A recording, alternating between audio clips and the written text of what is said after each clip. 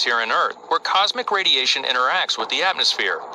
The sprites resemble a jellyfish shape and are also different from lightning strikes here on Earth in that they're not actually an electrical discharge seeking a magnetic Earth in which to terminate.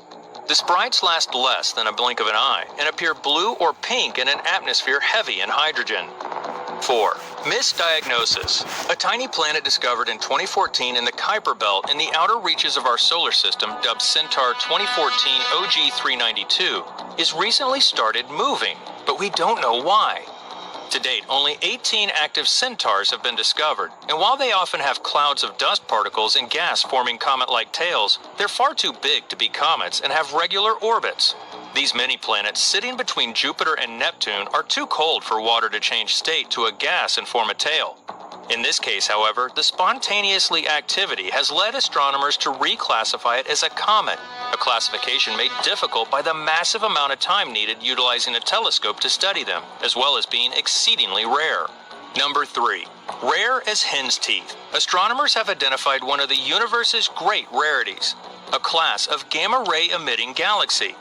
BC Lassiteri was formed within the first 2 billion years of the universe's infancy. It's believed that the high-energy ionizing radiation originates from a supermassive black hole that seems to always be located at the center of such galaxies. The discovery has changed our understanding of the evolution of blazars and galaxies in general. 2. Seeing the full picture. The asteroid Psyche is one of the biggest asteroids sitting in the main belt orbiting between Mars and Jupiter. It's 140 miles in diameter and is extremely dense, consisting of very little rock and almost entirely metallic. It's thought that Psyche is a fragment of a core left over from a failed planet formation. It's unusual in that it's made from iron and nickel, the composition of our own Earth's core. It's in the realm of possibility that when Psyche was in the early stages of protoplanet formation, it was struck by a colliding large object, losing its molten rocky mantle and upper crust. NASA is preparing to launch the spacecraft Psyche in 2022 to study its namesake in an attempt to further understand how planetary cores are formed, and a glimpse at the birth of the Earth. Number 1. Made of water, not cheese. New research has shown that pockets of water could be hidden on the moon's surface. Permanent shadows may obscure penny-sized fragments of solid ice, obscuring it from our view and keeping it in its frozen state. The moon's surface is covered in craters, deep valleys, and high ridges. A common misconception is that there's a dark side of the moon, which is only partially true. Though the moon does rotate, it takes the same time to complete a full orbit of the Earth, 27.3 days. From the Earth, the moon appears the same, its surface unchanged over time. The nooks and crannies hidden from our view could be full of ice. The universe is an unfathomably large place. In fact, it's so big, we don't actually know what happens past what we can detect. It could spread out infinitely, or be infinitely spreading. It's anyone's guess. Given this scale, there must be other planets out there similar to our own. So what is a super-Earth? And has one been discovered that could support life? Welcome to Fact Nominal, and today we're looking for a new planet Earth, only upsized in the discovery of the super-Earth. What is a super-Earth? A super-Earth is classed as any planet outside of our solar system that has a mass of between 1 and 10 Earths. It took a long time to discover the first exoplanet, and as you could imagine, it was a pretty big deal back in 1995 when we confirmed our solar system wasn't an anomaly in the universe. Fast forward to the present day, and there are 4,292 confirmed exoplanets, a number that is growing exponentially with more and more being discovered each year. Of these exoplanets, roughly 10% have been confirmed as being super-Earth size, and that's not even the craziest part.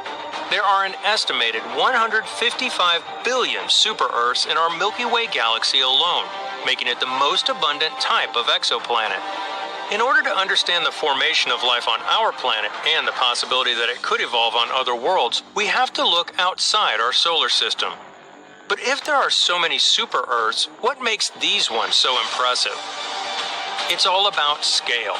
Cosmic bodies are so far away, the distance and numbers become so large they start to lose all meaning once we start talking about 10 to the nth power. To get an idea of just how large the universe is, it helps to put it into a scale we can understand. Imagine the Earth as a single grain of sand, with the Moon a speck of dust orbiting from 1.5 centimeters away.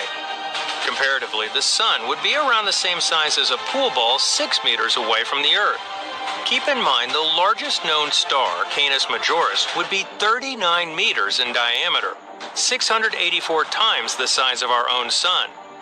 The solar system is 4 football fields wide, with our little pool ball Sun at its center. The star nearest to us, Proxima Centauri, is now 1,572 kilometers away. Take another step back. The Milky Way galaxy is 46,375,000 kilometers wide compared to the tiny grain of sand that is the Earth. Now, imagine that our solar system is the grain of sand. It sits in the Milky Way galaxy, which is 50 kilometers wide, and our nearest neighbor, the Andromeda galaxy, is 1,012 kilometers away. The observable universe sits in a field of view that is 37.2 million kilometers in diameter. Finally, shrink the Milky Way galaxy down to that grain of sand. The entire universe is as big as the Empire State Building. Light leaving our galaxy travels 1 centimeter away to the Andromeda galaxy, taking 2.5 million years to complete its journey. The universe is almost too big to comprehend, which begs the question, how many Earth-like planets really exist? The Drake equation. Dr. Frank Drake put forward a simple equation in 1961 to not only quantify the potential number of civilizations in the universe, but also to stimulate scientific minds to start prioritizing the answer to the big question, are we alone in the universe? The equation is formed by simple variables that add up to give you the number of civilizations in the Milky Way galaxy who are advanced enough to produce detectable electromagnetic signals. It's the average rate of star formation in our galaxy, times the fraction of those stars that have planets, times the average number of planets that can potentially support life per star that has planets, times the fraction of planets able to support life and actually do at some point, times the fraction of planets with life that go on to develop intelligent life, times the fraction of civilizations that develop the technology required to transmit detectable signs of their existence into space, times the length of time the civilizations exist and release their signals into space. There's no real way to determine any specific numbers for any of the terms in the Drake equation. However, the concept was so profound that it prompted the formation of the Search for Extraterrestrial Life Institute, or SETI. SETI are the ones keeping an ear out should anyone be making a long-range phone call from way outside our solar system. Goldilocks planet. The habitable zone describes the range of